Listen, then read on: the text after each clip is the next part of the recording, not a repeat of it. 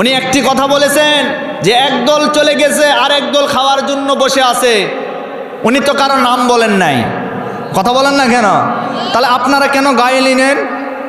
গায়ে কেন নিলেন বলেন? এটা নেওয়া আপনাদের জন্য উচিত হয় নাই, এটা নেওয়া আপনাদের জন্য ঠিক হয় নাই। বরং আমরা বলতে চাই আপনারাও আমাদের ভাই, আমরাও আপনাদের ভাই, বরং আমরা মিলেমিশে বাংলাদেশকে সাজাতে চাই।